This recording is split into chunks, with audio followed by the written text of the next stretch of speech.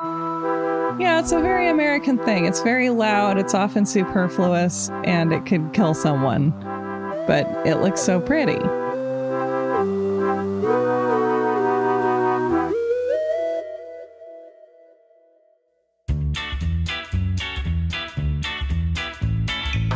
Just like every year, more and more stories are coming out daily about how wild, unpredictable, and dangerous fireworks can be.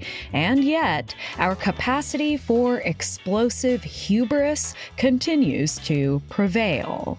For part 2 of our semiquincentennial series on the history of fireworks in America, Sarah Marshall of You're Wrong About joins me again so I can tell her a handful of stories from the pretty Jackassian 20th century. You know, your firecracker golf tournaments, your exploding scoreboards, your rockstar cherry bomb destruction. We'll see that fireworks can mean many things to many different people, and they can mean many things too about American history, American values, and the American struggles of the present day. I'm your host, Chelsey Weber-Smith, and this is American Hysteria.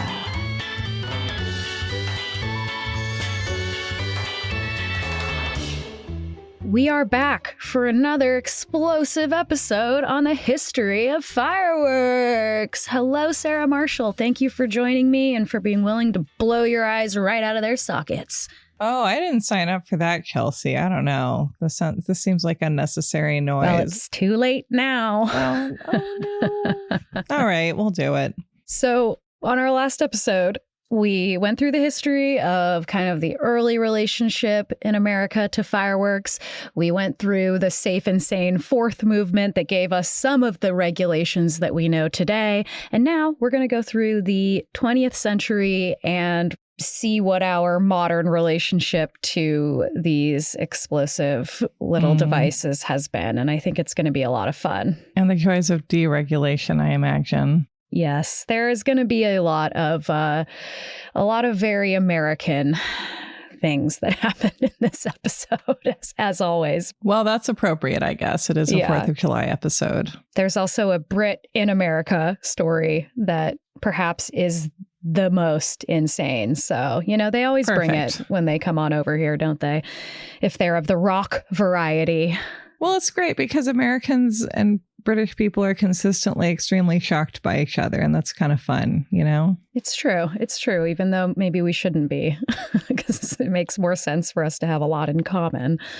Well, speaking of, we will have just experienced, not us because we're recording beforehand, but at this moment, we will have just experienced a couple days ago the 250th anniversary 4th of July party. Yeah, whatever that is in Latin. Yeah. In the last episode, we mentioned Trump will be trying to set a world record with the biggest fireworks show, most fireworks of all time. So we don't know how that went. What if we're all dead by the time this episode is scheduled to go out? What if RFK is washing himself with gas when it goes down and somehow it turns into a giant conflagration that consumes us all? It could we cannot predict what will happen when this administration gets their hands on. This is live TV. We can't control it, to quote Geraldo. I can't come back. I don't know how it works. It's just always weird when you're recording an episode in the past and you're like, what will this actually be? And will this commentary be correct? It's hard to say. So we could be waiting for the biggest disaster. It could be anything. Like this is pretty wild to try to set. This is I believe it was more than 850,000 fireworks, which are supposed to go off over 40 minutes. So that's just far too many. Yep. Anything can happen. So why don't we go back and we'll do a little history starting in the first half of the 20th century. You ready to go? I'm ready. Take me there. Okay. We get to start, which is fun, in my home city of Seattle. Yay. I know. And I had no idea of this, but apparently there's this park in Columbia City called Hits Hill Park. Maybe some of our Seattleites have been there. And it used to be the location of a very big, like the biggest fireworks company in the United States.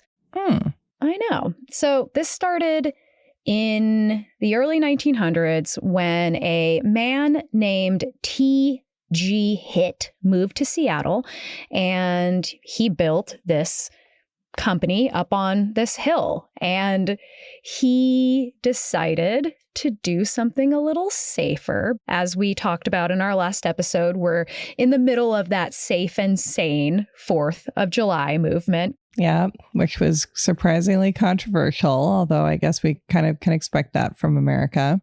Yes. And of course, our friends over at the Society for the Suppression of Unnecessary Noise had really... My favorite guys. Had really helped the Safe and Sane 4th become a national movement. We also talked about that fireworks explosion in that factory.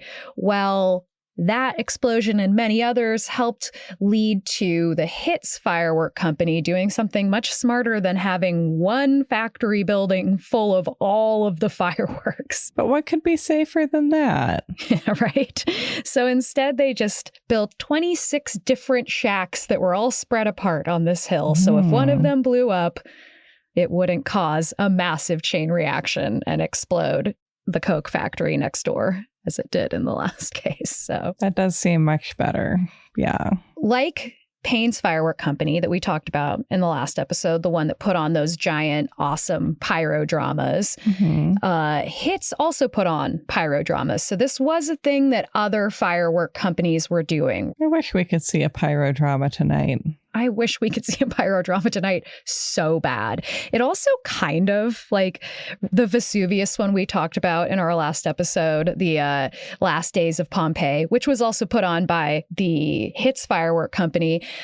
When I was thinking about it, it reminds me of the show that Nomi does in Showgirls, which is like the kind of Goddess, I think. Yes, the one where there's the volcano and they're all dancing around topless. I don't know. I love that show. That's what I kept thinking of. And getting lifted up by the guy who was in Newsies. Yeah, God, yeah. And I think that's the one where the marbles are put out to cause the one girl to fall, which is horrifying. Yeah. Well, it's hard to piece together the plot of this show, right? Because there's like the sort of like 2001: A Space Odyssey scene where like the goddess is born somehow and involves volcanoes. And then there's like a weird biker rape scene. Yeah. Right? Yeah. And then there's like the one where she like ascends to heaven. There's like the ascension of Crystal, you know, where they're going na na na na, and that's the one with the slipping. Well, and you know, the whole point is just all this pageantry, this pomp and circumstance, just so you can see boobs. Right. Well, it's interesting that they're putting in so much plot. Although I guess most of them are showing their boobs the entire time. I just have like maybe some pasties on. I can't remember. And not to say that these shows aren't incredible and impressive, and I would definitely go and see them. Oh, yes, of course. I think a lot of the men that are showing up maybe don't have the same motive. They're maybe not as interested in dance. Yeah. Yeah. That's I want to dance. Okay. So like the company we talked about last time, this firework company, they were touring all over. They were putting on these shows, including the Last Days of Pompeii, and they would create all these giant sets as well. And at one point, this feels really kind of rude to me, but maybe it was an honor to see it. But there was the Great Seattle Fire of 1889, and they put on a version of this using fireworks where the fire eventually consumes the entire set. Yeah, that does seem too soon. It seems too soon. Because with Pompeii, it's been a few thousand years, and famously, there's no one who like has parents who lived through that watching or who lived through that themselves. Yeah. Unless they've got a very well-kept secret.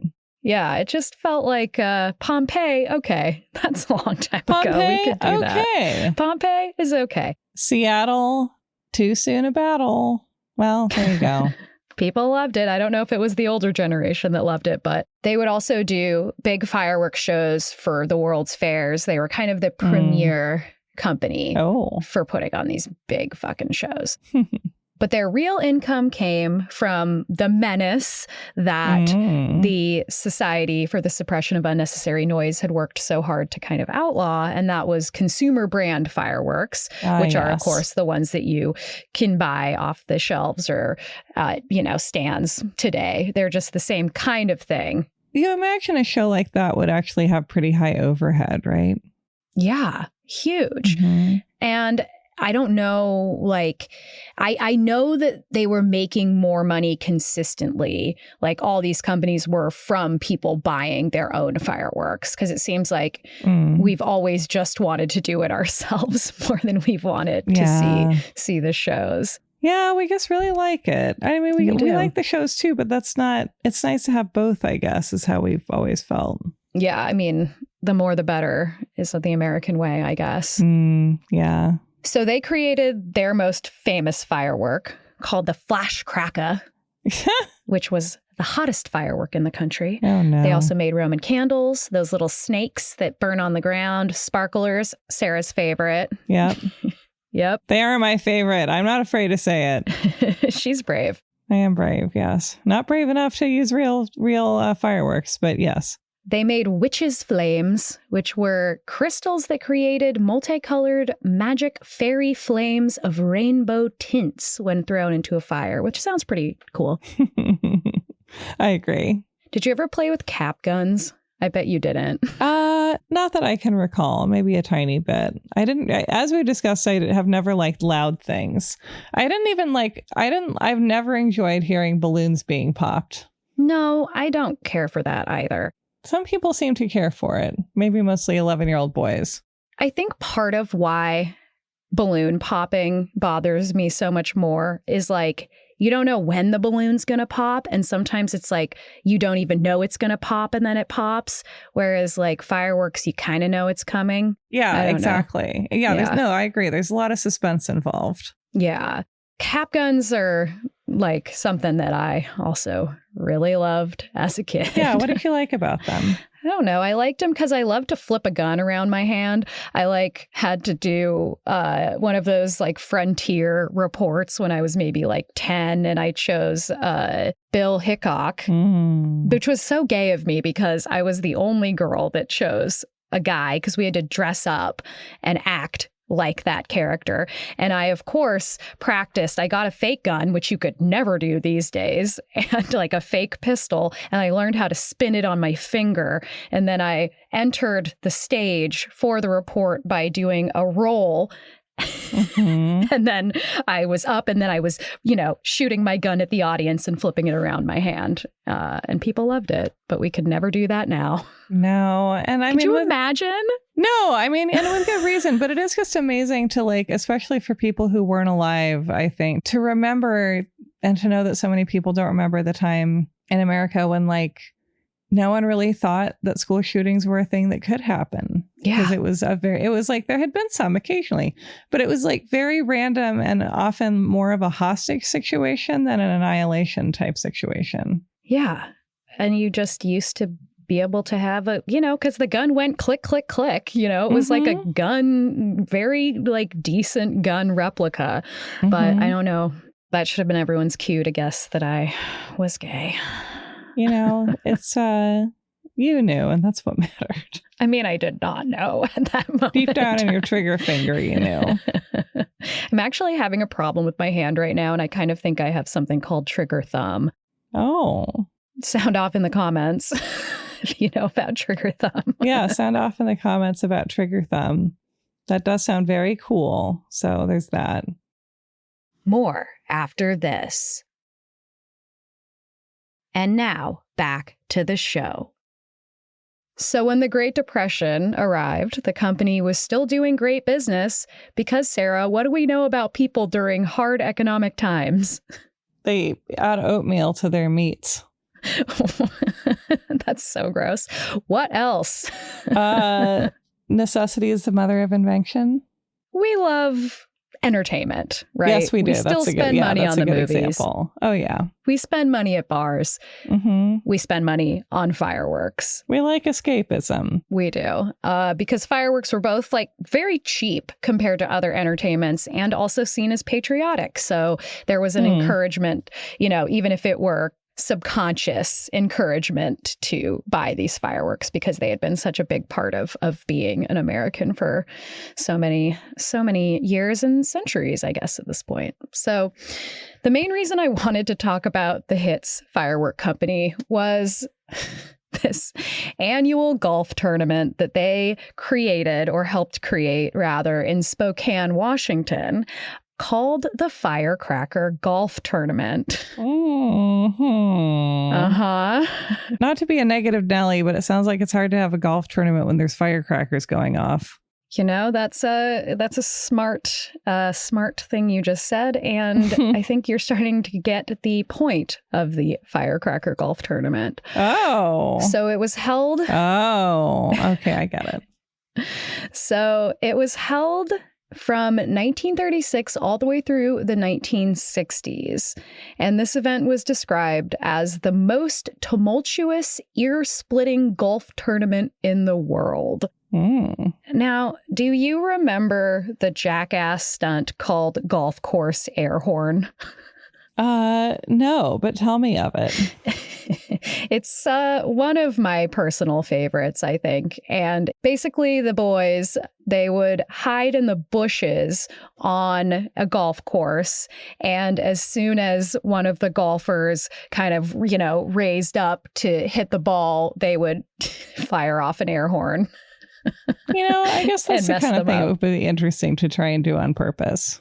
Yeah, I mean, eventually, like, they just kept doing it, and it got funnier and funnier because the people thought they were gone, and then they do it again. And then at one point, the guy just threw his golf club at the woods. And it's not nice. It's not nice, but it was funny. It's not. But, you know, I think pranking people who are playing golf is one of the, you know, the least obnoxious forms of it. Yeah. Yes, I think so. And these guys were, you could just tell that they needed a little golf course air horn, in my opinion. As so many of us do. So many of us deserve. So this tournament was kind of like golf course air horn, but consensual, and everyone was doing it at the same time. So a bunch of competitors would do the customary 18 holes of golf, and they were trying to get the best score that they possibly could while playing through what amounted to a novelty war zone. And simultaneously, they were trying to fuck each other up. So this is how a 1947 promotion described it.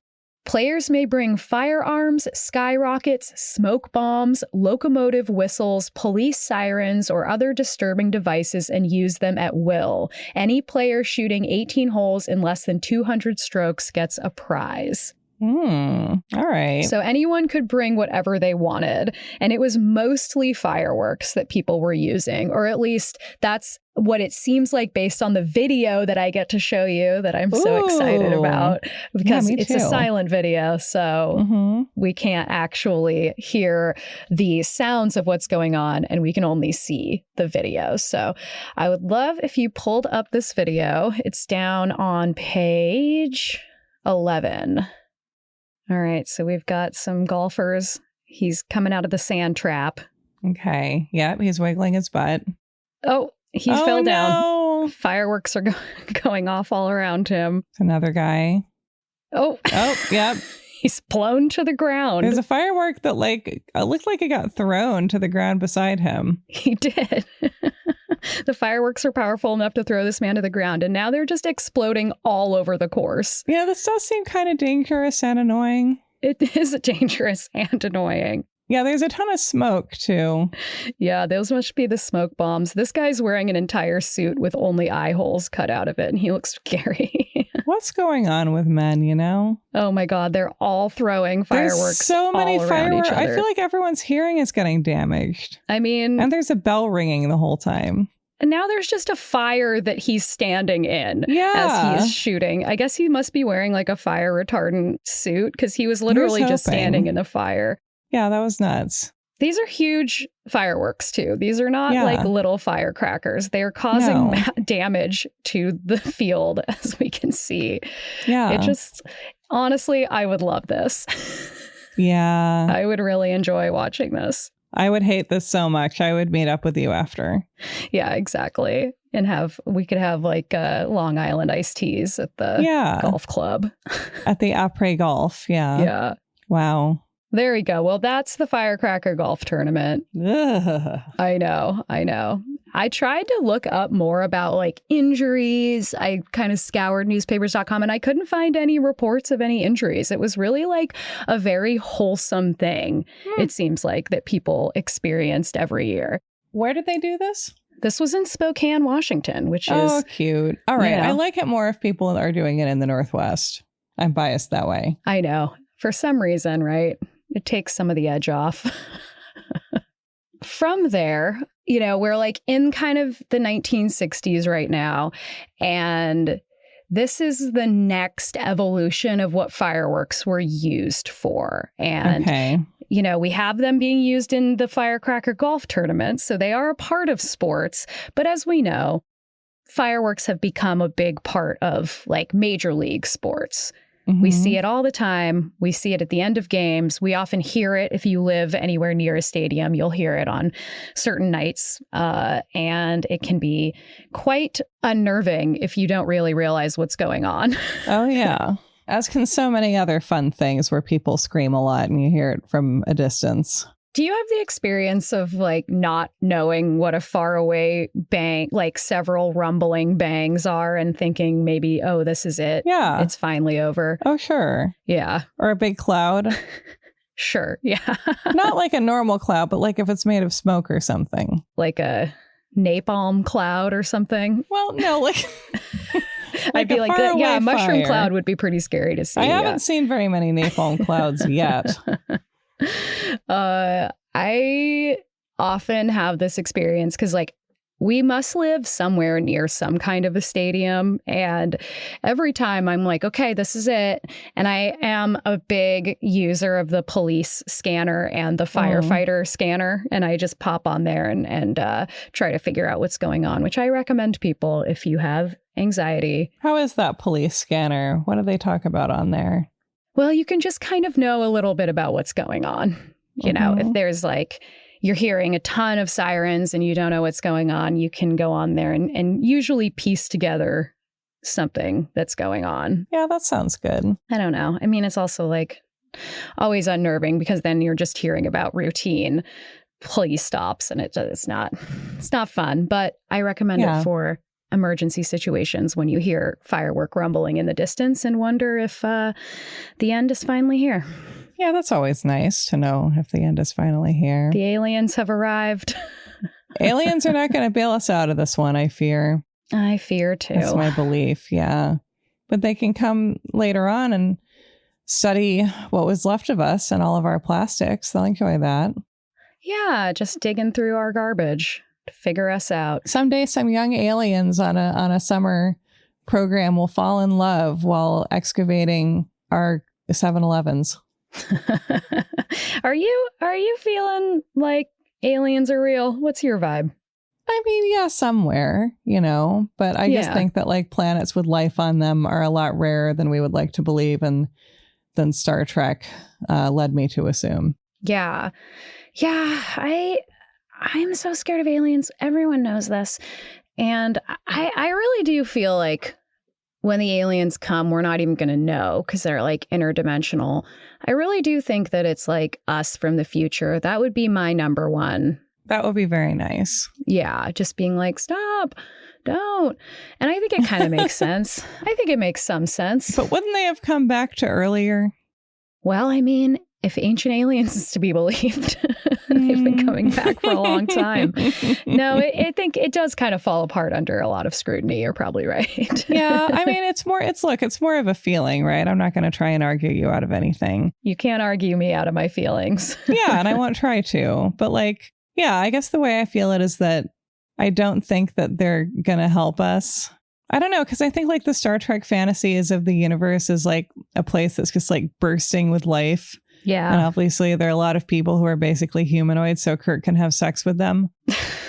But but I think that that's sort of like a religious fantasy where like God is going to fix things so we don't have to. And I think it's important for us at this point in time to just be the aliens we wish would help us. It's great. Put that on a bumper sticker. What if you and I are aliens? Yeah. What if we can be those aliens, Chelsey? We are from the Northwest. We're kind of weird.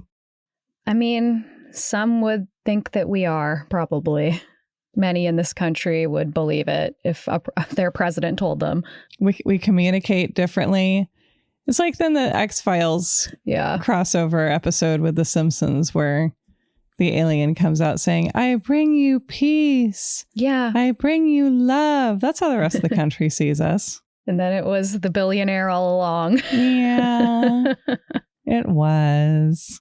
Man, did you see what the fucking White House did with all of the disclosure stuff at the end of all of it? I feel like it slipped under the radar. What happened? They fucking, they just did all this pageantry around them, putting out all of the alien footage and everything that they had. And it was a big disclosure day and everyone was so excited. And then it was all just so that they could direct people to aliens.gov, which was this weird, like almost like 90s looking site where they talked about aliens in the way that we hear them, like they walk among us. They come from outside this country, blah, blah, blah. And it was anti-immigrant propaganda. No. That was the whole reason they did it, was so that they could do this little joke.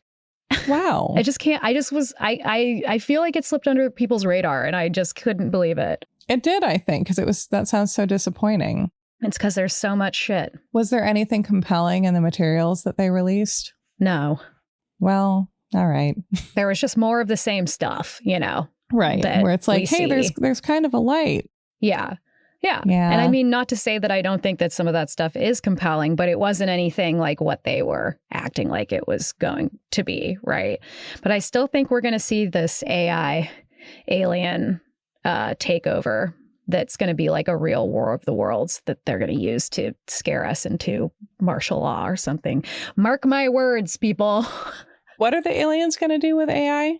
No, I think that this administration is going to use AI to fake an alien invasion. That makes sense. When they want to distract from some current scandal or get us to agree to martial law. I believe it. I mean, if Trump tweeted it, people would believe, and he's senile anyway. I know. I just can't believe that this could be a reasonable thing. What if that happens later today, now that you've said that? Yeah, I mean, I just can't believe we're at a point where that doesn't feel at all like a ridiculous conspiracy theory. No, it really doesn't. And if you told me that even 10 years ago, I'd be like, oh, come on. Like even then. I know. The slow eroding of reality. Yeah, okay. Well, anyway, back to fireworks.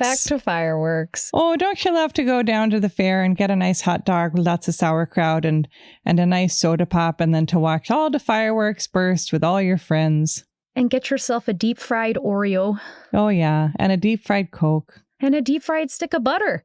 Yeah. Just cut right to the chase. I never have had that deep fried butter. I'm sure I would like it. I don't think I'd like it. That sounds so bad. I don't like want butter. to eat just butter. I like butter. I love butter. You like just butter. You like just sometimes butter straight. I do. Okay. Well, I guess I like bread with a lot of butter. Yeah, but then there's a vessel. I guess the friedness is the vessel. Yeah, that's a vessel. Now you're thinking. Maybe I'd like it. Maybe I would like it. Now you're using your thinking cap.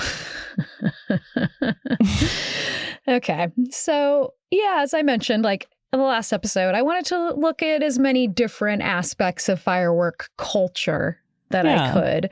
And of course, one of those is sports. Oh, sports. There was one man, as I was kind of reading about the history of fireworks in sports, that felt like a guy we needed to talk about. He was our man for this fireworks story, and his name is Bill Veeck. And I'd never heard of him. Have you ever heard of him? Bill? Hello. No. Of course not. Why would we have heard of him? So back in 1960, Bill Veeck was a promoter for baseball, and he also owned the Cleveland Indians, and he also owned the St. Louis Browns, and at one point, the Chicago White Sox. So he was really embedded in baseball, and he was actually known as the Barnum of baseball, which is fun. Yeah. He really drove home the idea that sports should be entertaining, which has always been true, but he wanted it to like become more of a circus versus like just everyone watching and paying attention to the game itself. Do you go to baseball games ever? Like once every 15 years. Okay. I like a baseball game. I don't think I've ever gone to any other professional sports games before, but I loved it. Yeah, I haven't. I'm not a sports person, as we know, and I like quiet things. And I don't like sitting in the sun for a really long time. So that really kind of limits me. And as we learned, you don't like crowds. No, I would love for someone to tell me, given all that, what sport I would enjoy observing, because I'll go to that. I mean, actually, I know that I love figure skating because those stadiums are always 7/8 empty. I was going to say, I could see you liking curling. Yeah. Yeah. I should give that a whirl. It's hard to find curling in Portland, though, I bet. Yeah. I could see it. I could see it being, I don't know. For some reason, it does feel like a Northwest sport, though. I'll find some curling to watch. But I don't know if that's true. I guess it's probably a Midwest sport. Let's go watch some curling, Chelsey. Yeah, I think in the upper Midwest they have it. Yeah, because it's coming down from Canada. You weren't a Mariners kid in the 90s, were you? Since you didn't have your own team. No, because my parents were also uninterested in sports. Okay. My dad kind of liked cricket, but that was about it. I was just like trying to name the Mariners from the mid 90s because I can still remember almost all of them in every position. Wait, tell me the Mariners. Who are the Mariners? Well, I'm also watching Eastbound and Down again. I don't know if you've ever watched Eastbound and Down, but it's about a pitcher who I think is sort of kind of modeled off of Randy Johnson, who was our pitcher at the time. And that was the guy that accidentally hit that seagull. I remember that. You got to remember that. That's a very Sarah Marshall incident. Yes. Yeah. Yes. I like things like that. And he was like super tall or something. Was that something? He was very tall. And there was Joey Cora at second base, who I loved because I was a second baseman. Alex Rodriguez at shortstop, who I loved because I was also a shortstop. Dan Wilson, who was the catcher, who I didn't care for, and I don't really have a good reason why. Yeah, sometimes the guy rubs you the wrong way. You know, we had Griffey in the field, Jay Buhner in the field. I remember that vaguely now that you say that. More after this. And now, back to the show. Chelsey, what do you like about baseball? Well, I played it. I played softball for like many, many, many years. And so I think I just love it because I played it. And I think you're always going to love a sport that you played more because you understand like it at its very like, you know, chemical level. Yeah, that makes sense. Whereas for me, sports were like something I had to do for 50 minutes at a time in gym while everyone made fun of how I ran. Yeah. I was definitely a very sporty child. Yeah, that's very cute to think about. Yeah, I still love it. Sometimes I still play intramural sports in the summer. It's been a couple years, but I do love playing sports so much. Yeah. I remember just like even having to like stand for a while in choir. I was like, this is really taking it out of me. Sure. Choir was your sport. Yeah, I guess. I never fucking did choir and I regret it every day. Choir sucks, man. You weren't missing anything. It's really? Just standing around. Yeah, it's just standing around with a bunch of girls being passive aggressive because you can't really talk. I just always felt like I would like have a better grip on the mechanics of singing. I don't understand anything about singing, and I was in choir for 10 years. I was just like... But maybe you have it in your body, like the memory. I don't know. I don't think... Well, yeah, but sure, let's say that. That would be nice. Let's say that. Okay. All right. Back to our Barnum of baseball. Okay. You know, you never hear about Bailey, do you? You know, you don't. It's not fair. It's not fair. Who was he? I don't know anything about Bailey. I know, but I know nothing about him. He didn't talk about scamming people all the time, so it's hard to know. Yeah, he wasn't as quotable, maybe. Maybe he was better. Maybe he was worse. Maybe we'll have to well, I think I'm going to look into that. That might be worth like a little episode. We'll see. Yeah. So Bill Veeck started a lot of like trends that we still have in baseball. He was the first person to put players' names on their jerseys, which I thought was interesting that wasn't always a thing. It's so funny that someone had to think of that. Yeah, that's amazing. And I think it kind of makes sense when you're thinking about like turning sports into entertainment because you want like the personalities attached to the players. You don't want like faceless people on this team. You want like a crew of people that you can kind of consider like friends. So he also started the tradition that I love so much of the giveaway, which in my day was like you got a bobblehead at the baseball game if you were the first like 6,000 people to arrive or some random number. Oh, that's a good one. But he would give away fruit. Okay. Huh. Rabbits. Oh, that's not good. Which is wild because it's like you're giving away things when someone comes into the stadium. Right. Those rabbits are getting really hot in there, I bet. Rabbits everywhere. He also gave away white mice, which seems even worse. Yeah. Homing pigeons. Those poor pigeons. Poor pigeons. And how did you get... I just don't even understand. Maybe I just they were in a little cage. I don't think he had like a bag of them. I hope he didn't. Sure. Yeah. But then he had to get home on like the subway or something. I just could never get a number of like how many were being given away, right? Was it the first 100 people? Was it the first 1,000? I have no idea. 6,000. Hopefully not. He also gave away cases of beer, which is great. Here's one. Live eels. But why? I don't know. Wow. What were they in? Yeah, what were they in? Maybe to eat? Maybe to take home and make eel pie? Maybe, but they're alive. Well, yeah, but I think eel, I can't believe I'm hazarding this. You gotta like cook it quick. That's my guess. Yeah. So you don't really want eel that's been sitting out. And also it would probably be harder to like give them all like little styrofoam coolers with ice. Yeah. I bet styrofoam wouldn't be invented for a while yet anyway. So maybe that's just like a food safety thing. I really, again, this is all baffling to me. And it's always frustrating when you're doing, or like when I'm doing an episode like this, and I just have these like handful of news articles that give no other detail. And nobody's ever like, I'm sure someone out there is a scholar of Bill Veeck and could tell us the exact numbers. But some of that information just gets lost to time and all you can do is speculate. I know. And at one point they did also give away a mangy horse, is what it said. Those were their words, not mine. And I suppose that was one giveaway, that was like one horse versus giving away a bunch of them to everyone who came in. But very weird. So he was also a big fan of pinball, and he loved like the flashing lights and the sounds. And he thought it would be great to recreate it at the Chicago White Sox stadium that they had at the time. I have an ominous feeling about all this. Well, the thing that he was creating in his mind and would soon create in reality came to be known as Veeck's Frankenstein's monster. No. Which I love. That's like Baz Luhrmann's William Shakespeare's Romeo and Juliet. Exactly.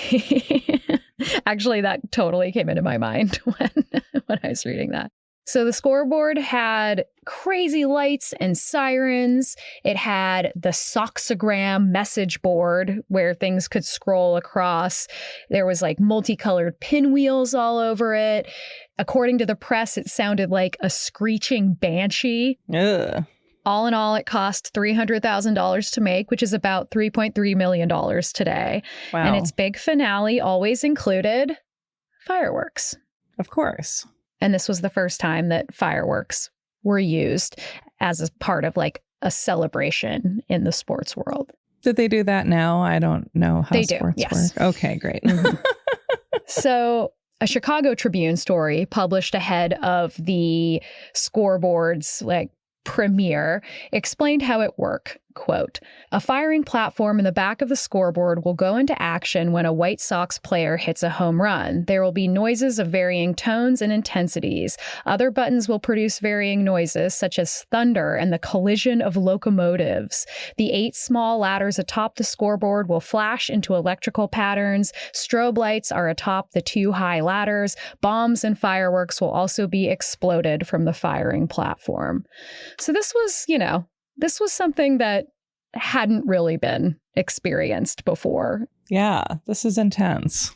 Yeah, if you think about it, I mean, in the 1960s, this kind of thing wasn't common at all. So people were really excited to come and see this thing. No, I mean, I'm sure just someone from like the early 60s being at a baseball game now would feel like being in Times Square.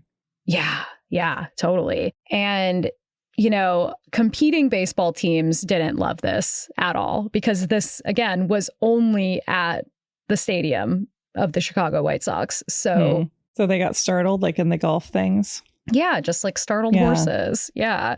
And the manager of the Yankees, who was like trying to find some way to compete with the Chicago White Sox scoreboard, had his players, when someone hit a home run, just light a handful of sparklers in the dugout. What? Wow, that's cute. Which is your team, I feel like. That is my team. Your team could be called the Sparklers. Yes, that would be my team. Yeah. That's like a very minor league baseball team name. Yes. Well, that's what I feel comfortable with. Less hubbub, I really want to get into like minor league baseball. I feel like it would be a lot of fun. You should. It sounds like you really love it. Yeah. I know. I love baseball. We do have I don't know if it's minor leagues or something even like lower than that on the rung of baseball, but we do have the Fish Sticks in White Center in Seattle. Well, that's really cute. In Oregon, we have the Hillsboro Hops and, of course, the Portland Pickles. The Portland Pickles. But I went to a Pickles game and I found it there to be a little bit too much hubbub for my liking. And what was that like? Well, it was just very crowded, and it was in the sun, and I don't like those things. I know. It was too much for you. Yeah, it was too much for me. It was too much for you. So, yeah, I mean, the lighting of sparklers in the dugout couldn't really compete. It's kind of depressing. Yeah, I think it's cute. I like sparklers. It's very cute. But I can imagine that the Yankees and the fans were like, no, yeah. This fucking Come sucks. on, guys. Yeah. Yep. I'm sure they were verbatim. At another game, for some reason, a huge swarm of gnats descended on the field. Not gnats. And the pitcher had to run away and hide from this swarm of like biblical gnats. That's kind of amazing. I know. So the game was delayed for a half hour while the groundskeepers ran out and tried to spray the swarm with bug spray, which of course they were no match for. Yeah. So when that didn't work, Bill Veek's idea was to just start the fireworks and smoke bombs early. Mm-hmm. So they just exploded all the fireworks they had, put off all the smoke bombs that they had from their scoreboard, and it actually worked. All of the gnats dispersed and the game could continue. It's the god of baseball protecting them. I know, it is a very hand of God type vibe. Very Zeusian. Yeah. Zeusical the musical. Zeusical the musical. And then Veek, who was kind of ever the weird showman, tried to take credit for the gnats because it was such a like humiliation. People saw it as like an embarrassment for the field. So he decided to tell them, no, I meant for this to happen, which is so like Trump of him, kind of. He was like, no, I kept all the gnats in a big jar and I trained them to attack. Yeah, the old trained gnats trick. And I think it was a bit tongue in cheek, but he was kind of trying to take Here's credit hoping for the gnats. Sarah, do you know about Disco Demolition Night? A little bit, because it came up in our Disco Sucks episode, but I totally forget the details. I know. I really want to do a Disco Sucks episode soon, because this story is just so wild. So in 1979, Bill Veek held the infamous Disco Demolition Night. Oh, that was Bill Veek. Wow. I know, right? At a stadium where 59,000 haters came to burn their disco records. 59,000 people in that stadium. People love to hate. I know. There was just this, like, for anyone that doesn't know, there was just this huge anti-disco movement in the late 70s that was really vicious. And of course, we now understand it as very racist. And homophobic, no less, fair to say. Yeah, right. Exactly. Yeah. Well, and it was just like this idea that, you know, somehow disco was in opposition to rock and roll. And so it was like a lot of rockers, you know, again, it's like this Woodstock 99 thing that rock music, not to be that, but, you know, there's something about rock music that does really encourage some bullshit.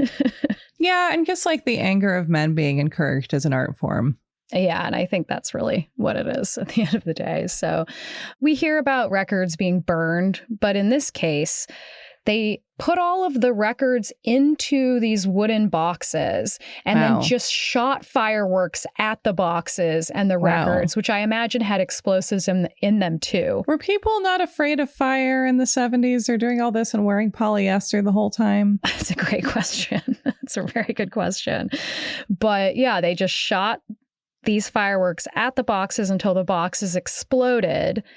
And at one point, one of these explosions actually burned a huge hole in the field's turf and then started a fire. Mm-hmm. And this fire led to mass chaos. You would expect the chaos to be like, oh my God, run out of the stadium. There's a fire. But it was really kind of, as you just mentioned, the idea was like, oh, we're all going to run toward the fire. So people ran out of the stands onto the field and just started like ripping up the grass on the field and stealing the bases.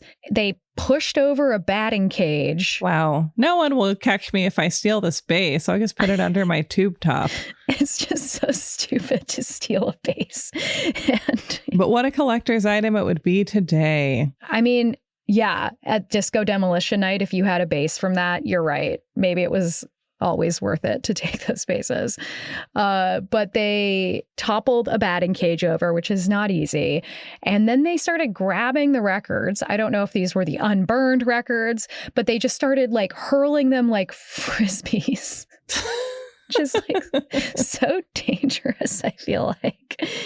It reminds me, you watched Buffy at some point, right? Yeah, no, we know this about you. Yeah. Yeah. There is this scene that I've never forgotten that I saw, you know, because I watched Buffy when it was coming out when I was like 9, 10. It was my favorite show. And I remember so vividly watching Buffy take a cymbal. I think it was maybe from Oz's band, but it could have just been a random band playing at, what was it called? The Bronze. The Bronze, thank you. And Buffy saw a vampire and like threw the cymbal like a frisbee and cut its head off. And it was awesome. Yeah, she's the best. It was so cool. But that's what I think of is you could have just taken a vampire's head off if you at Disco Demolition Night. You never know. Vampires, there were a lot of vampires in New York back then. Of course, now they're mostly in New Jersey. A lot of people in hair metal bands feel like they might have been vampires living among us. Yeah, that's true. Very late hours. Yeah. But as you might imagine, umpires declared that evening's game could not be played. Oh, no. I know. It's just like, you guys ruined it. You ruined the game. All the boys were probably sad who were going to play that game.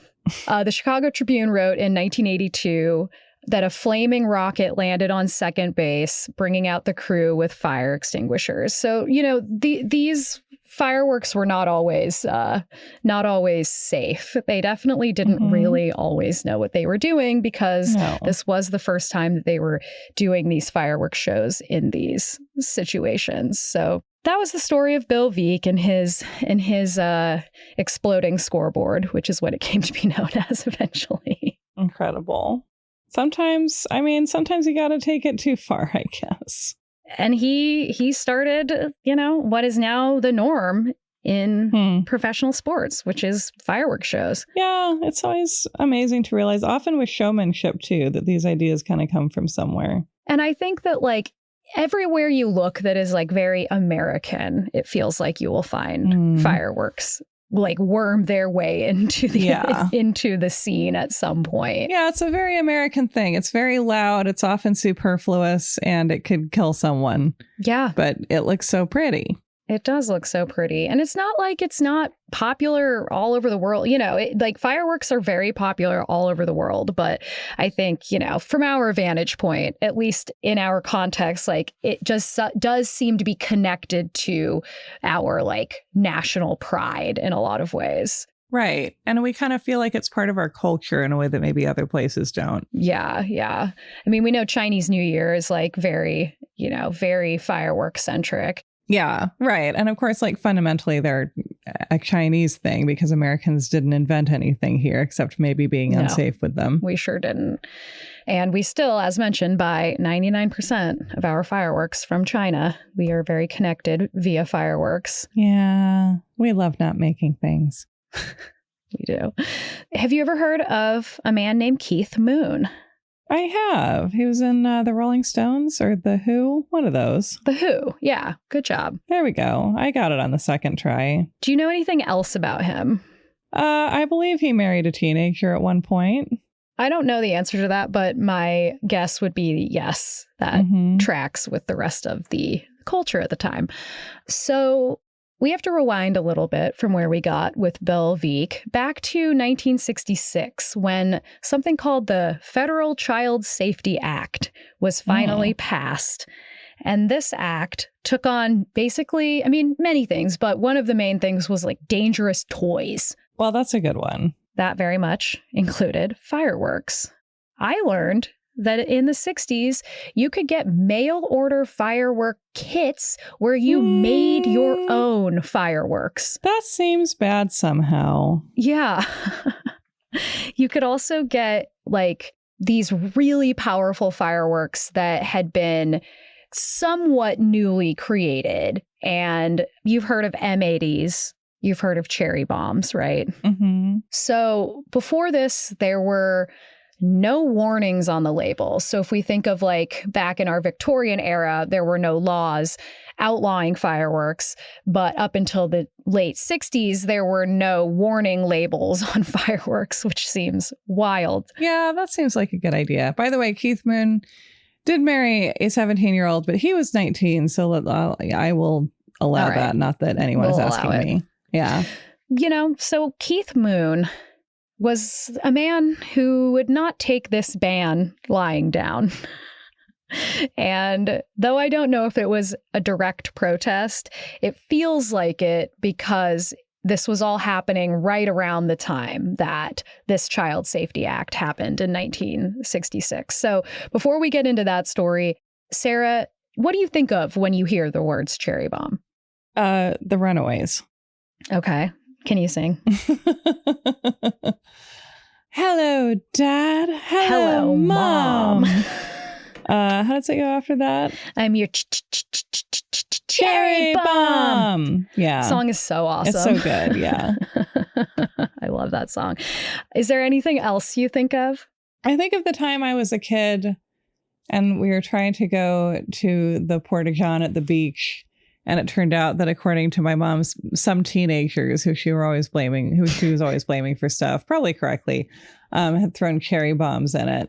And we were not to go in there.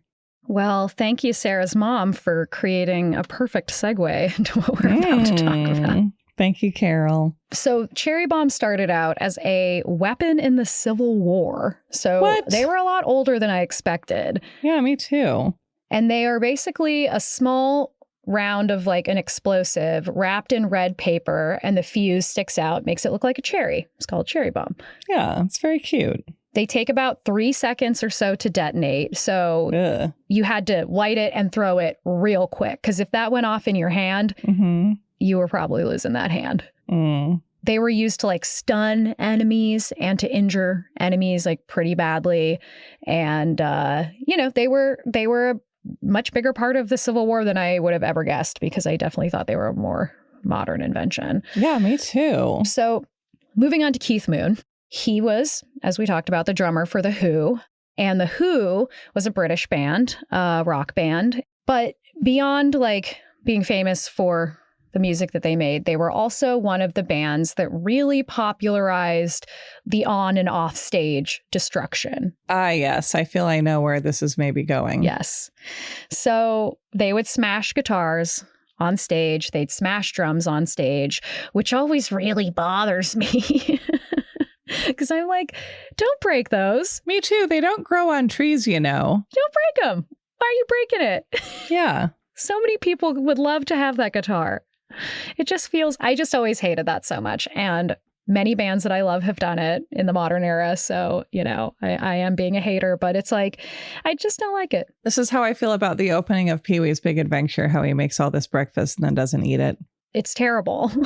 It is. These are the great injustices. Yeah. So I want to watch a video again, if you don't mind. No. What we are watching here is The Who's American TV debut. So even though we're talking about a British rock band, we are talking about what they did in America when they went on tour. So they are making their TV debut in this video on the Smother Brothers Comedy Hour in 1967. Smothers Brothers, Chelsey.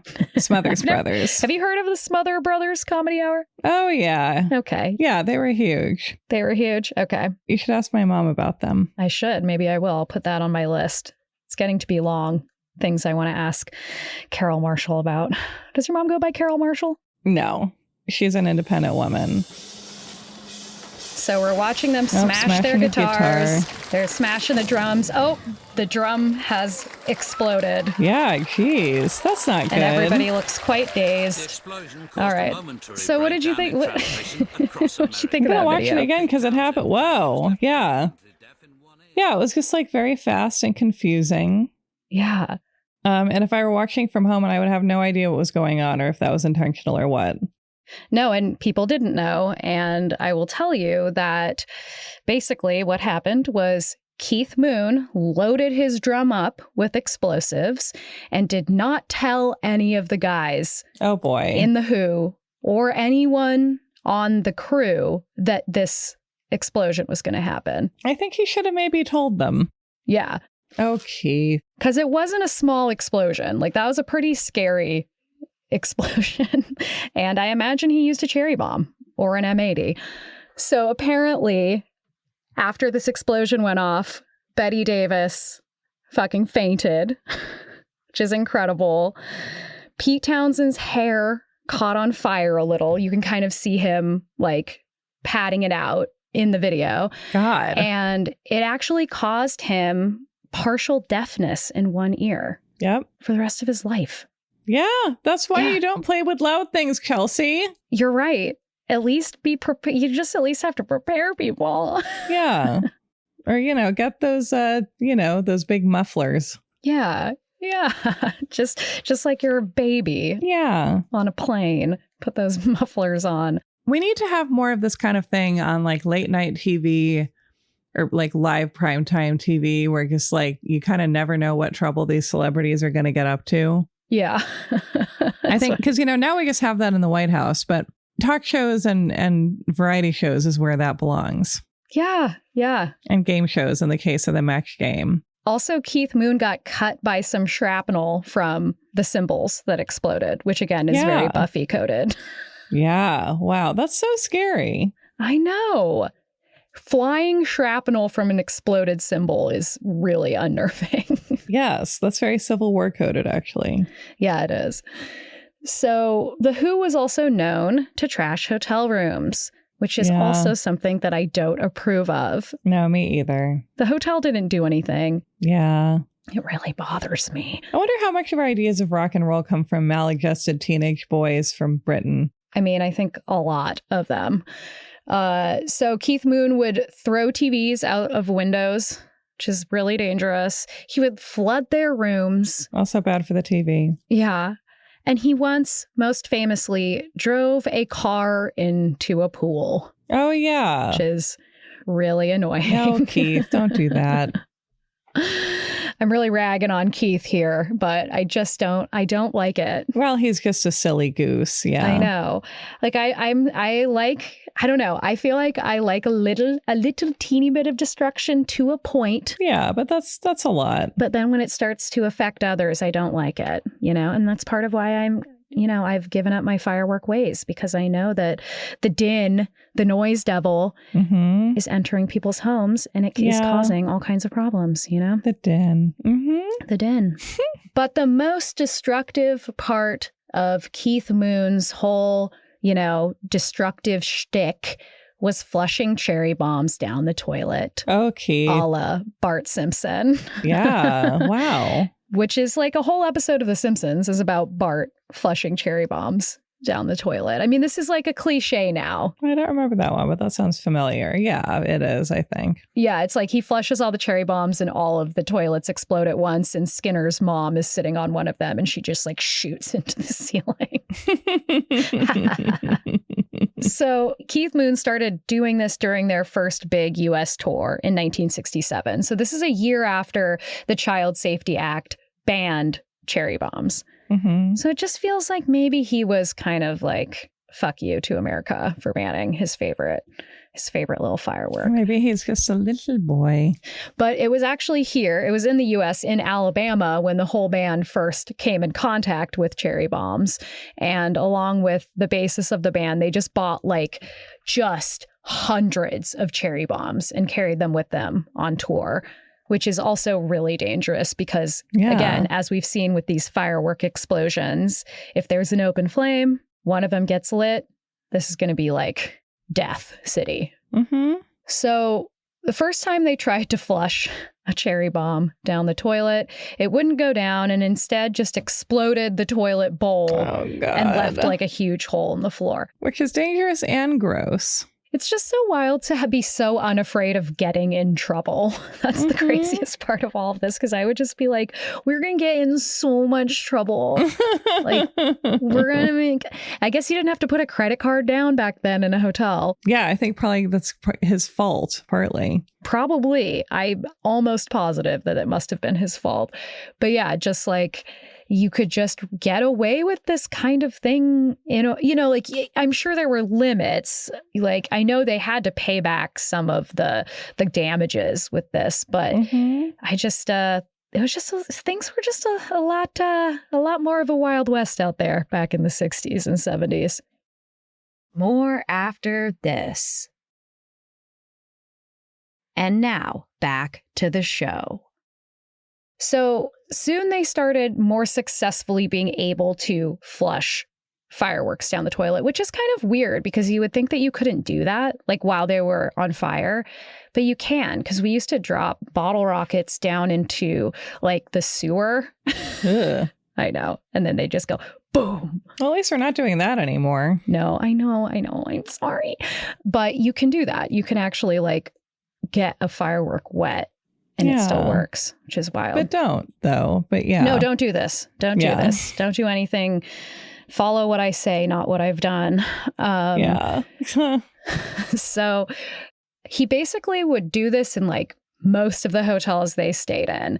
And God, why? I know. It would like Keith? flush down into the pipes and then it would end up hurting like several toilets at once and like the very like foundation of the piping. So this was like causing thousands and thousands and thousands and thousands of dollars worth of damage in all of these hotels they were staying in, which were nicer hotels. But like, I mean, the damage was profound and the band would get kicked out and then they just go on to the next one, which is wild. So once in 1968 at the Gorham Hotel in New York, Keith Moon got like just shit-wrecked drunk and flushed a cherry bomb down a toilet on the 9th floor, which then ruined the plumbing for the entire floor. The cops were called and they came to investigate what happened. And Moon decided to climb out onto the ledge of the window. He started to throw lit cherry bombs at the cops 9 floors below. Good God. Which is like, I don't know how you get away with that. No. Or to do it so many times. I mean, do we have any idea of why he was doing this? he just liked it. God. It was his passion. But why did he like it? I don't know. And, I say this as someone who did enjoy blowing things up, but I would never want to blow up a toilet in a hotel.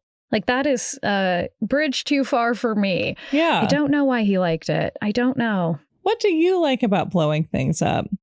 Well, I do have a theory that like kids that are into fireworks end up being into all kinds of illicit things in their future, which, did prove to be true in my case. But I do, I was just an adrenaline junkie kid. And I grew up with fireworks, and it was always like, it was just fun to see, what would happen. It is that like the thrill of not knowing what's going to happen, but knowing it's going to be something like mildly scary. Yeah, I think I know what you mean. That makes sense to me. Yeah. And I think, we like fireworks too, because there's like, they do instill in us like a sense of awe, right? Which is like the nice thing when you're together and you're watching the fireworks and you're having this communal experience, and it can feel quite emotional, actually. Yeah, that's and I true. think that does have to do with like sharing it with other people and like the colors and the enormity of what you're looking at. And if there's music involved, which there often used to be in fireworks shows, that kind of ups the ante. But, I think when you're a kid and it's more about the excitement and the danger than it is about that like emotional experience that you're having with other people. Although it is a bonding experience to combine a bunch of fireworks into one and blow up a doll or something. That is not a doll, Chelsey. I'm sorry.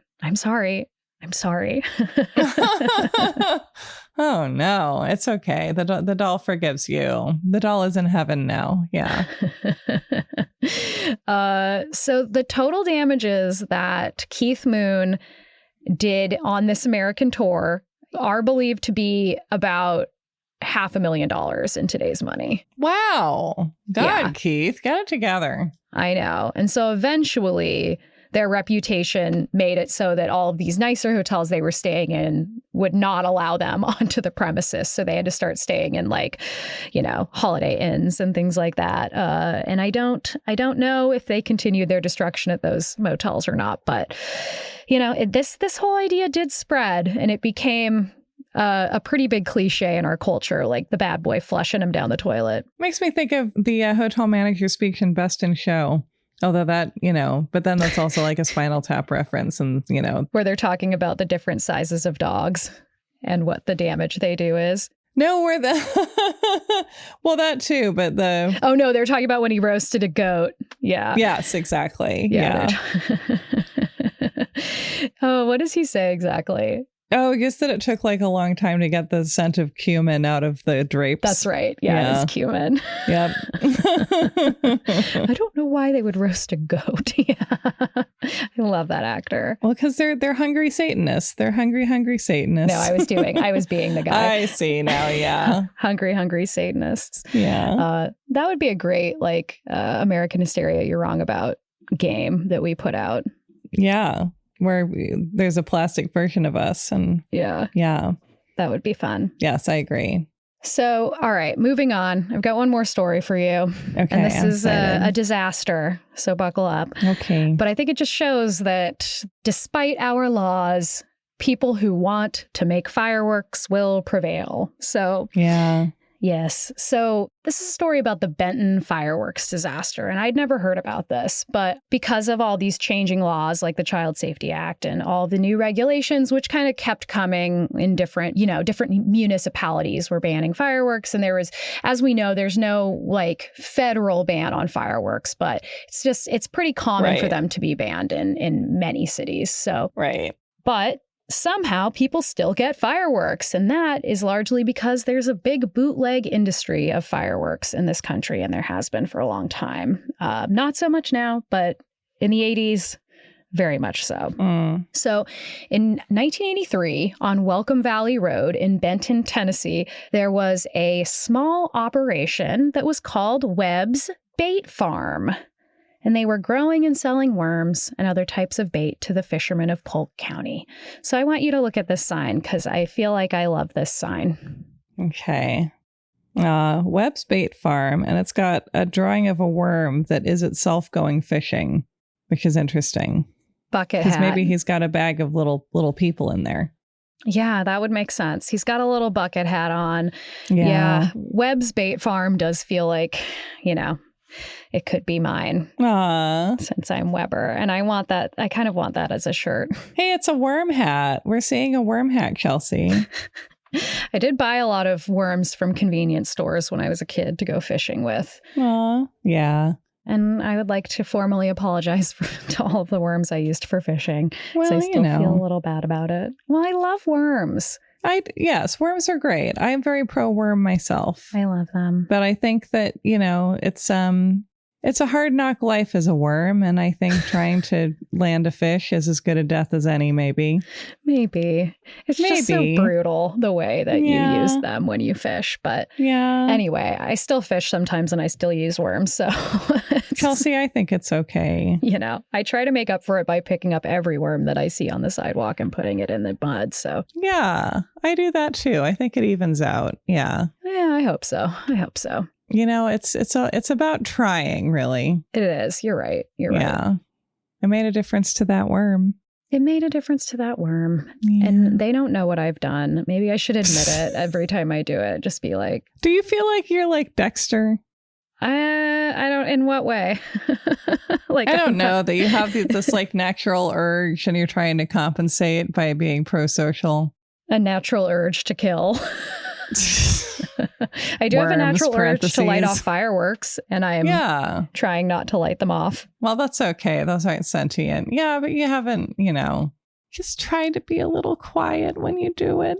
I know. I haven't lit off a firework in a long time, so. I think you're doing great. What I still do is get those poppers, the ones that you throw on the ground and they go bang, and they're just little, and you can get them at the grocery store.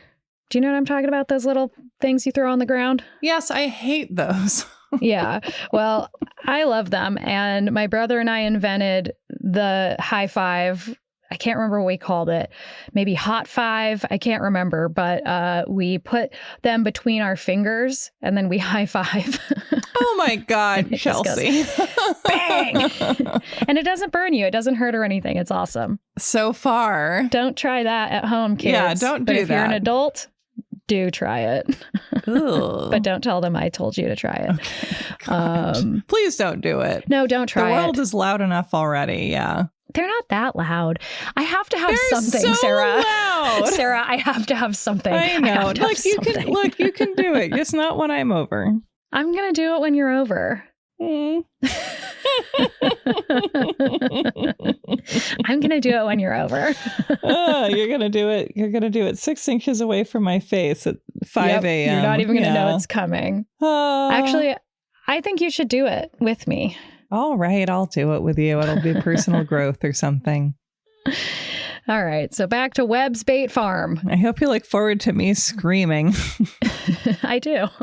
Okay. Just kidding. So the year before, 30-year-old business owner Dan Lee Webb had been experiencing financial trouble on his worm farm. Shocker. Yeah, that'll happen. So he decided to enter into a secret, illegal side business. Oh.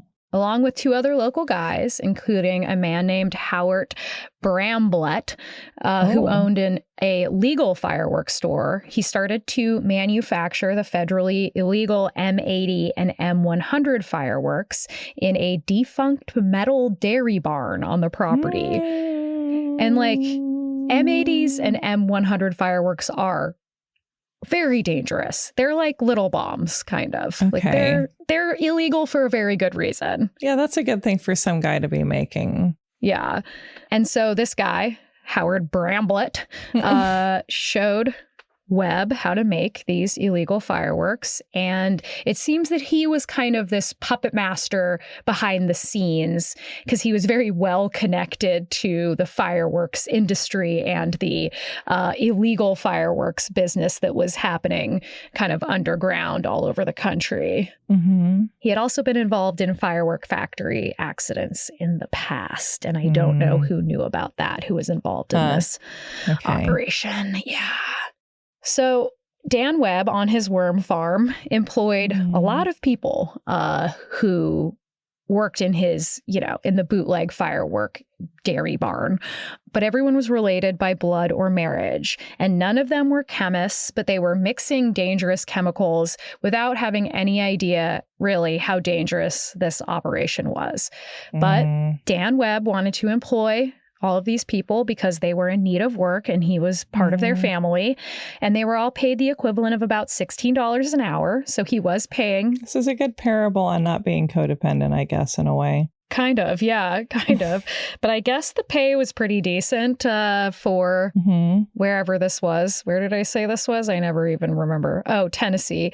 I feel like it was probably pretty decent. I don't know what people are getting paid in Tennessee right now, but... probably not that much. Probably not. So by the time of the accident, they were selling these firework cases underground that contained like 1,500 fireworks at a time. So you would buy a box for about $517 in today's money, and you get 1,500 illegal fireworks made by people who did not know what they were doing. Yeah, that seems ominous. Which is like the hard part of regulation in a way, because it's like it has to happen. We need it. And then people still find ways to do the thing unregulated. And then that danger sort of gets larger and larger. Well, that's part of why it's nice to not have factories move overseas, is that you can have like a job in a rural community that isn't illegally assembling fireworks. I think that's really good. Yeah. Yes, absolutely. So more than 1.5 million M-series fireworks were made at the Worm Farm and distributed to at least 12 states. So that's a lot of very serious fireworks. That's a lot of fireworks. Yeah. And over the course of them working for maybe only about a year or so, they made $4 million, the equivalent of $4 million today. Okay, so at 9:15 a.m. on May 27th, 1983, an explosion rocked Webb's worm farm. The blast was so large that several people in the area claimed to have seen a mushroom cloud around 700 feet tall. Oh, God. Okay. The blast was heard 20 miles away, and then several more explosions occurred over a period of minutes as all of the undetonated boxes of fireworks, were reached by the flame. This is very scary, Chelsey. It's very, very, very scary. And I'm sorry to tell you this story, but it is important, I feel like, to understand how... It's okay. I have the kind of anxiety that needs to hear really scary stories to put my own daily fears back in perspective. I'm the same way, and you know it. So a shockwave literally leveled trees for 100 yards around the site. Jesus. Yeah. This is the power of M80s. It's like a very serious thing. So 11 workers were killed in this accident. And if you think about it, like all of those people, as I mentioned, were part of Dan Webb's family, either by blood or marriage. And so it's like, this was a huge, that's so awful, fucking tragedy. And the windows of all these nearby houses were shattered, and a bunch of residents were like cut by the shattering of their own windows. Yeah. And this is like very gruesome, but body parts were like found 500 feet away on roofs and carports. Like of people who were working there? Yes. Yes. Yeah. No one was killed outside of the actual worm farm, like the people who were working on the worm farm, but like it was... That's a lot of people. So brutal. So brutal. One investigator said of the scene, "I haven't seen anything like this since I was in Vietnam in '66. I would say that this roughly equates to the effect of a 500-pound bomb." God. Yeah. Yeah. And I guess it effectively was, probably. Yeah, I'm sure that it was. Yeah, I think that would make sense. I don't know if they were ever able to actually calculate how many were in there, but it's... Ugh. So for this particular accident, the cause was never identified, but the theories based on what, when they were digging through the rubble, what they thought could have caused it was either like an electrical wire issue, which is what happened at that first fireworks explosion in the factory we talked about in the part 1 episode, or it could have been a malfunction with a light fixture or another appliance. It could have been a cigarette getting thrown out. It also could have just been someone's boot scraping on the floor, which I guess would cause like enough maybe static electricity or something to set off a firework.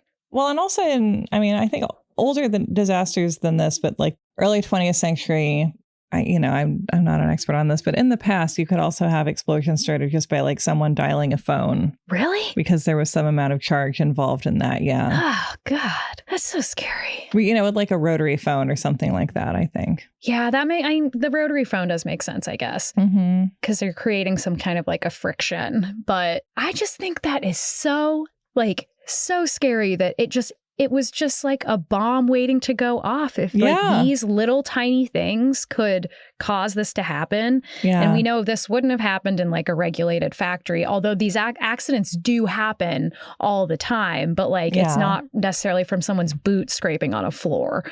Right. And it's because something has gone wrong. Yeah. Or contrary to the regulations that we do have. Or at least there's some like electrical fire, there's like, it's not just something this tiny. Yeah. Although I think there are still plenty of industries that are not nearly as well regulated as they should be. Well, certainly. But yeah, this is like truly, truly catastrophic. Yeah, absolutely. So one person interviewed told the media that they had no idea an illegal firework operation was happening next door, yet they often wondered why they needed a dozen people to grow worms.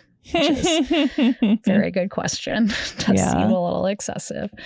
So it turned out that Dan Webb had been delivering 86,000 M80s in Illinois when it happened. So he wasn't there, but he was just carrying 86,000 M80s to Illinois, which is just like, I don't even know, like, was he in just like a huge truck? I have no idea. I assume so. But yeah, imagine that going wrong. It's just, and that could go wrong so easily. Like driving a car full of 86,000 M80s. And if you got in an accident, you'd be blowing up like the whole area around you. Yeah. It's just very, very scary. It's absolutely horrifying to think of. Yeah. I mean, I don't know. It'd be nice to maybe spend more time thinking of all the disasters that haven't happened. Yeah. But that very well could have. There's a lot of hubris in fireworks. Yeah. From the very small scale to the very large scale. Yeah. And in believing yourself to be trustworthy. Yeah. I mean, I definitely had a lot of hubris as a child because you're just like... Well, that's the age, yeah. That's the age, yeah. He surrendered 2 days after the explosion, and the investigation that followed lasted for 2 years, and it would uncover... The ATF would uncover like a massive firework conspiracy. Oh, okay. And 20 people would be charged in 5 different states. So it was like, this was like a big web, not to make a pun on poor Dan Webb. I mean, not poor Dan Webb. I guess this was his fault, but not to make a pun on Dan Webb's name. But yeah, it was just like this underground conspiracy of people trading fireworks throughout the country. At least drugs don't explode much. That's true. They don't explode for the most part. I guess meth labs do explode, though. Yeah, they do. Yeah.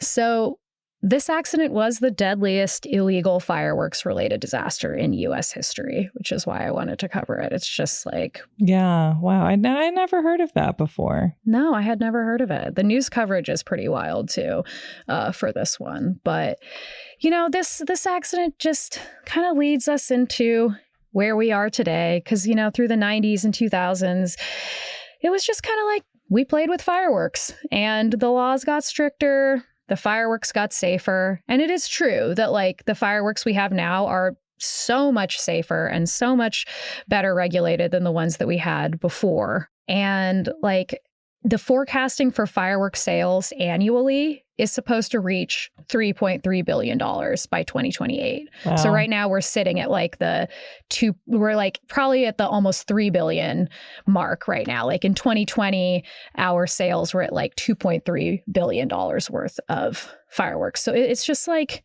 it's a massive industry. Yeah. And people just want fireworks.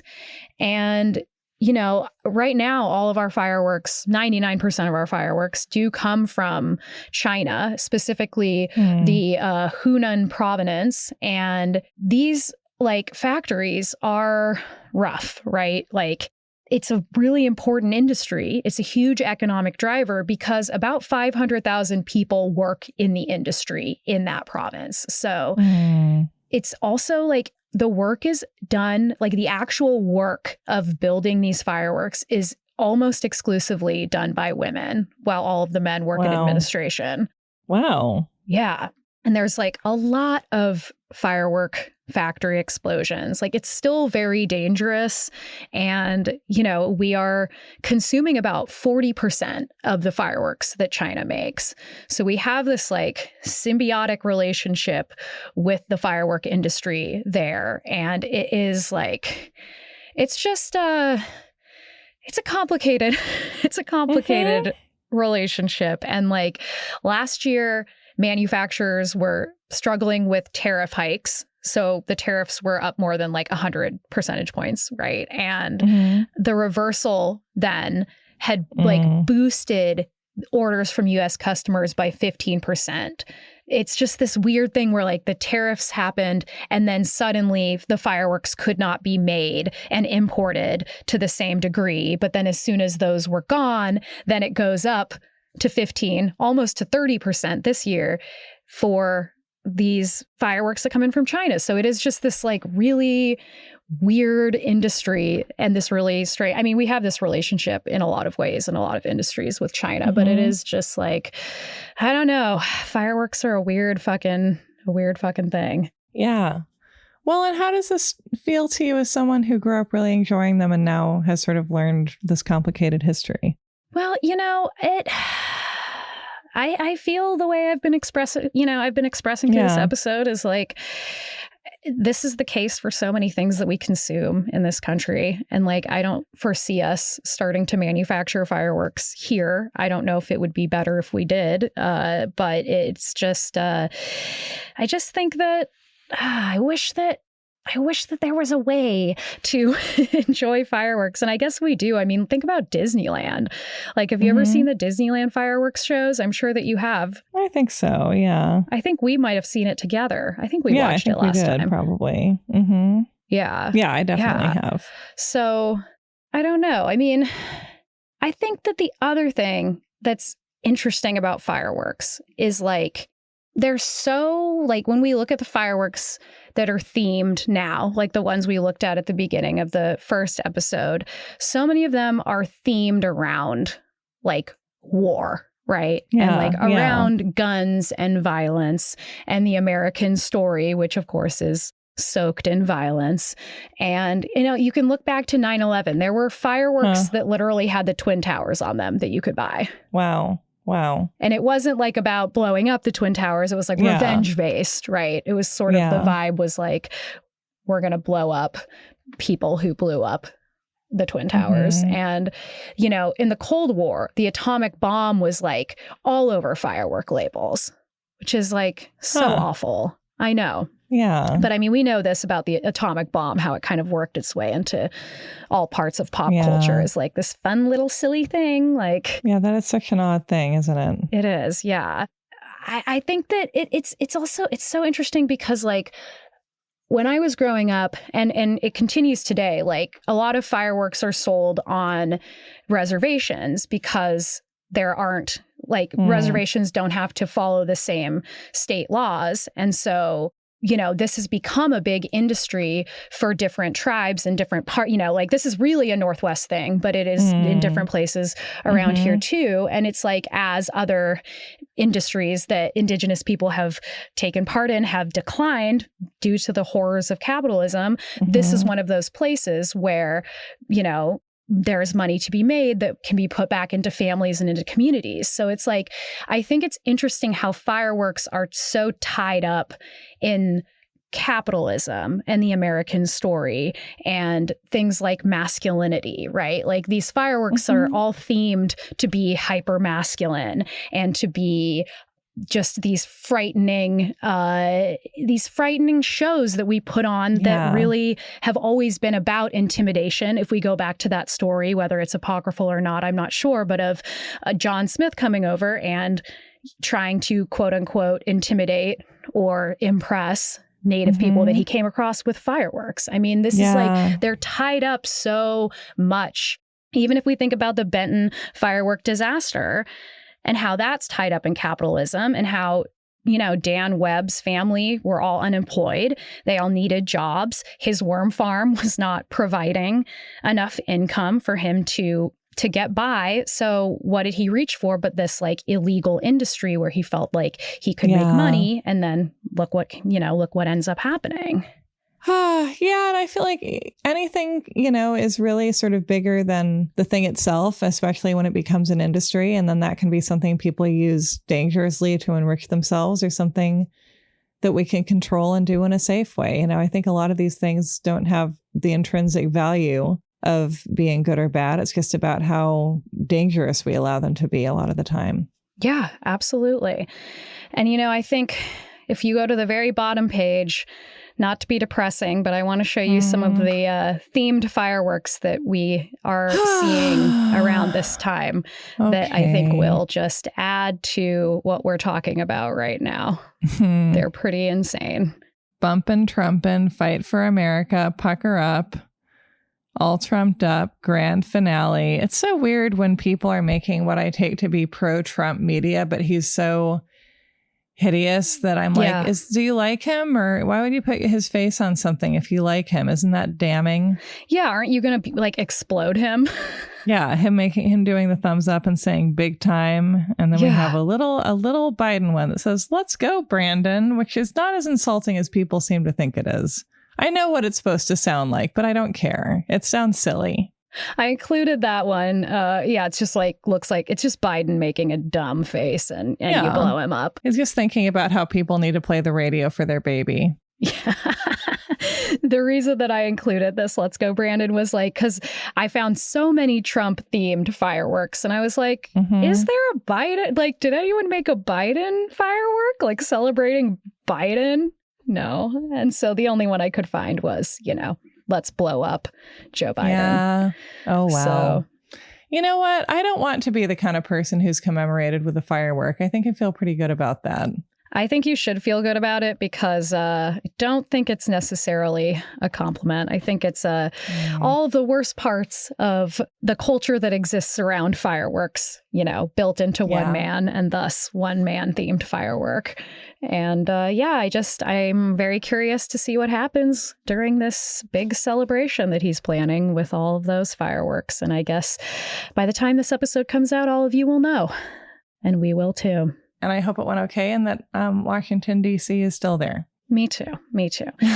I think ideally what I want to happen is that none of it works. No big disaster. Yeah, that would be great. And I think there's a very good chance of that, or at least a big set piece is not working because these guys are not detail oriented. What I really want to see is a Looney Tunes cartoon where Trump gets to light the fuse and the fuse is very, very long and it snakes across the whole lawn and it's just tss, and then it gets right to the end and nothing happens. I would like that too. I think that we should go back to having fascist leaders as Looney Tunes. I agree. That was a pretty good thing we had going. Yeah, and we can just dream that the whole thing is a dud and it doesn't work just like everything else that he does. So here's hoping that none of those fireworks go off. Hip, hip, hooray! For the dogs, for those with PTSD, for America itself, may none of those fireworks explode. I'm crossing my fingers for it.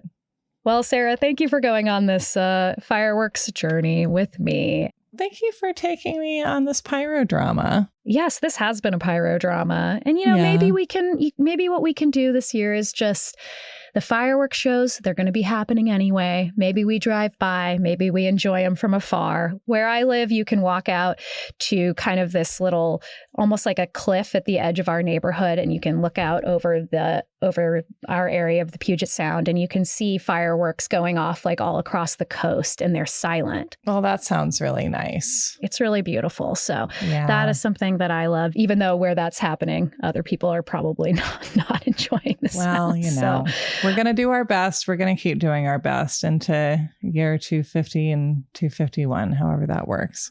That's right. All right, Sarah, thank you so much. And it's always great to talk about explosive topics with you.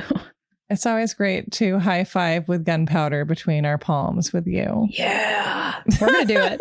We're going to do it. Okay.